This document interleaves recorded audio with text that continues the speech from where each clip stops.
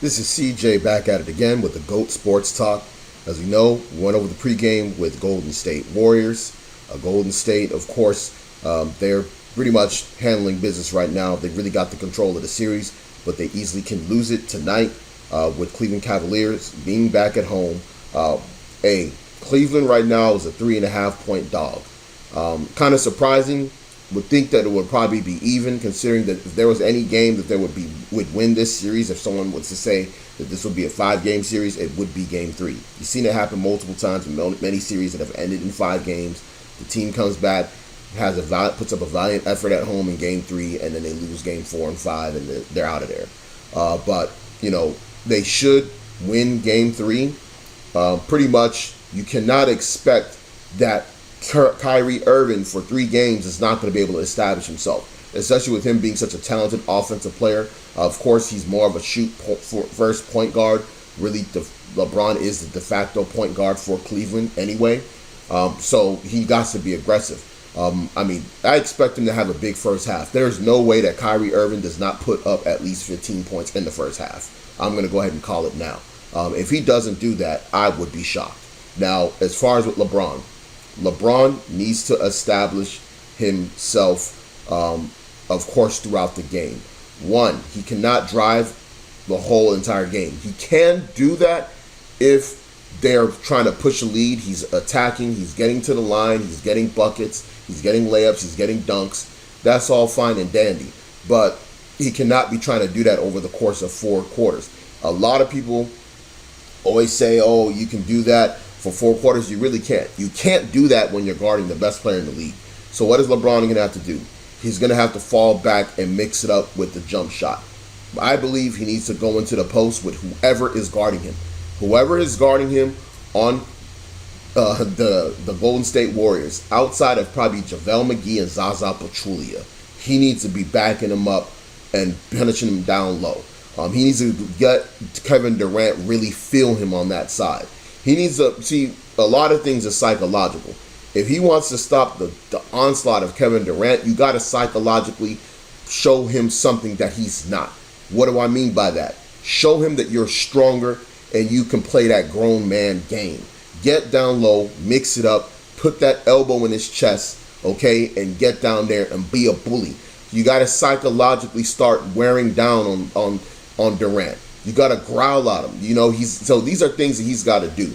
LeBron should have a good game. Of course, he pretty much plays the same way at home as he does on the road. He's really the same type of player.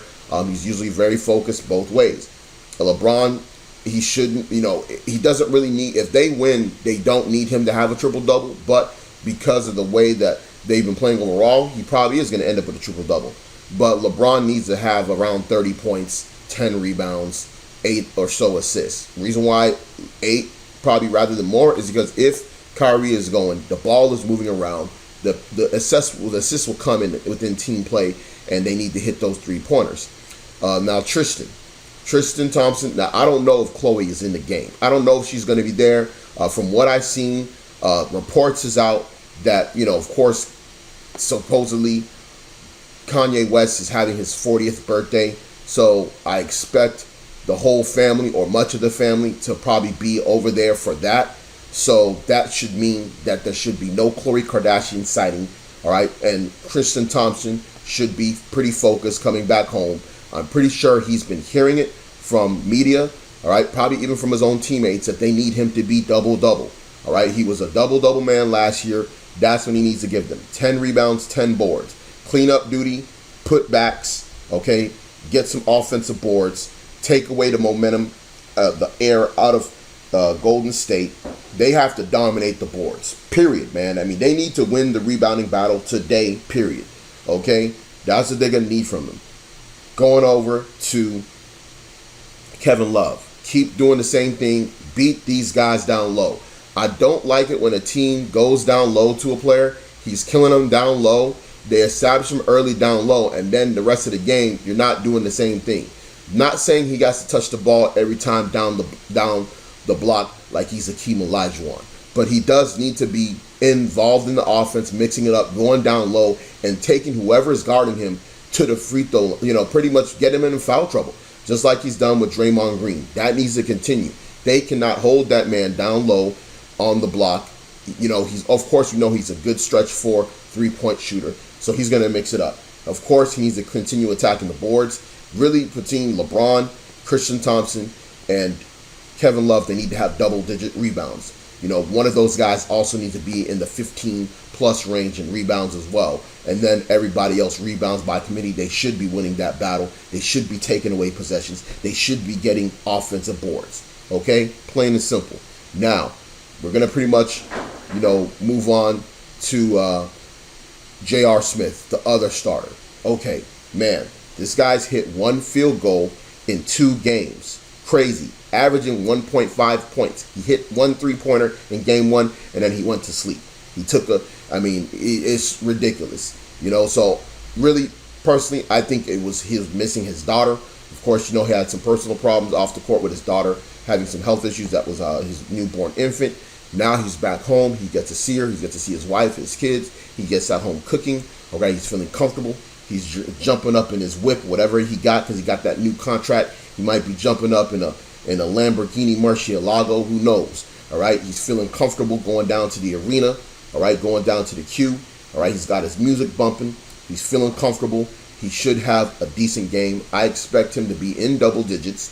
He needs to hit at least probably around 3 3-pointers. That's what we need from him. We need some energy. We need him basically playing with the crowd, all that stuff. We need to see happy J.R. Smith. When you get a happy J.R. Smith, you get good play. All right? Now, the rest of the bench, wow. Deron Williams, look, he's not in Utah anymore, man. I don't know what he needs to do, but he needs to find out what he needs to do quickly, because I don't see them re-upping him if he is not able to do anything. It's ridiculous what they're getting from him.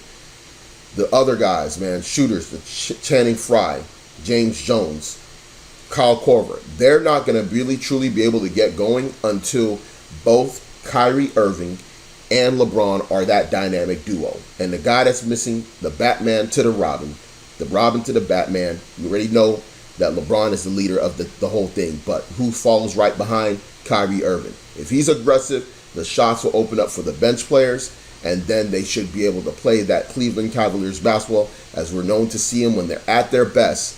That's what they do. They knock down 3-pointers. They punish you for double teaming. All right, and when you can't get to them shooters on time, it's going in the bucket. You already know how they roll. All right, defensively, they need to actually take away either Durant or Steph Curry out of the game. I'm going to be honest with you.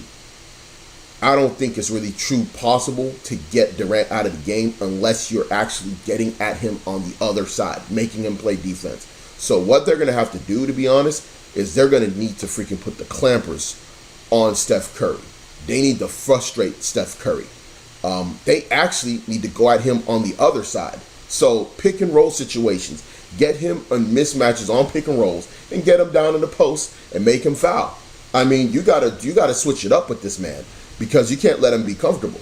Durant, from what I'm seeing, they've tried to get him off his game, but he is so smart as a player. He knows when he can pick and choose his spots. He's in the zone right now. Their best bet is to slow down Stephen Curry, who's been shown to be able to be somewhat messed with and slowed down a little bit. Okay, so they need to do that. If not, they're just going to continue getting that double dose. All right, from that duo. Of course, Klay Thompson's going to do his thing if he's open, but I wouldn't worry too much about him getting going. You cannot stop everybody. You got to try and stop in game plan 1.